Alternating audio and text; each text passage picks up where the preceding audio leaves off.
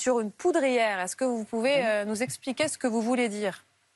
On vit sur un volcan, pour employer un autre mot. C'est une triste réalité, mais qu'on signale depuis extrêmement longtemps. Et à chaque étincelle, il y a ces phénomènes d'explosion.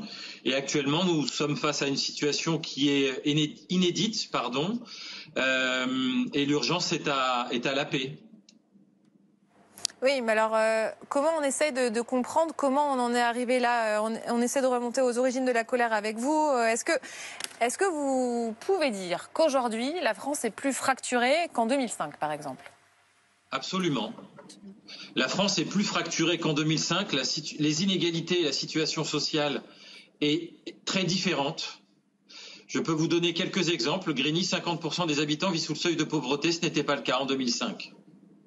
50% des travailleurs à Grigny vivent sous le seuil de pauvreté. C'est-à-dire que dans notre pays, aujourd'hui, on ne vit plus de son salaire. Et ça, c'est une réalité objective qui montre le malaise, la colère, la souffrance silencieuse. Parce que nous sommes les thermomètres de cette souffrance silencieuse qui existe d'ailleurs et qui, malheureusement, n'est pas que dans les quartiers populaires. Elle existe dans les villes moyennes et dans la ruralité. Les gilets jaunes sont le reflet de cette souffrance. Et donc on a une France qui est dégradée, où les services publics ne font plus république et ne font plus du commun. Entre 2005 et 2023, il y a moins de médecins, il y a moins d'hôpitaux, il y a moins de police et de justice, et même de police dans nos quartiers populaires. Et donc, c'est une triste réalité que notre pays a affrontée aujourd'hui.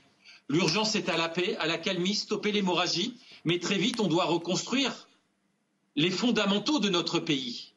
Ça passe par des services publics. Une ville comme Grigny, il n'y a pas de commissariat de police. Et la doctrine policière doit être revue, et de la même manière, la justice, et particulièrement la justice des mineurs, est en ruine. Nous le disons depuis 20 ans. Nous constatons des faits où les magistrats ne peuvent plus prendre de mesures de justice parce qu'il n'y a pas les accompagnements nécessaires. C'est une triste réalité, mais soyons honnêtes intellectuellement. Et les responsables politiques nationaux, de tous bords politiques, doivent avoir un langage de vérité. Lorsque nous nous trompons, il faut le dire, il faut donc changer de doctrine policière. Alors justement, expliquez ce que vous voulez dire par là. Changer de doctrine policière, c'est-à-dire c'est le grand débat national que nous devons avoir. Prévention, police, justice. C'est le package que nous devons retravailler pour refonder notre République. La doctrine policière aujourd'hui, née en 2008. 2008, c'est quoi? C'est le mensonge du Karcher, où on nous a dit qu'on allait tout régler. Mais en fait, qu'est-ce qui s'est passé? Il y a eu 10 000 fonctionnaires, 10 000 gardiens de la paix qui ont été rayés d'un trait de plume. Et les gouvernements successifs de Hollande et de Macron n'ont fait que rattraper ce retard avec un fait qui est prouvé par tout le monde. Nous ne prenons pas le temps de former nos gardiens de la paix.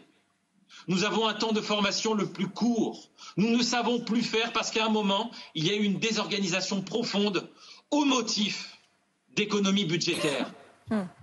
Et donc cette stratégie-là, toutes tendances politiques confondues, et même des gens qui sont de l'autre bord politique que le mien, doivent l'entendre. Nous avons besoin de réinvestir dans la santé mentale dès la petite enfance, dans la justice des mineurs qui est en ruine, si ce n'est en voie de clochardisation. Excusez-moi l'expression, mais les magistrats souffrent. Et troisième point, réfléchir à la doctrine policière. Je suis désolée, je vous interromps parce que je voulais aussi voir ce que les invités en plateau pensaient de ce que vous disiez. Il me reste encore peu de temps à Nakabana. Il est important de se demander comment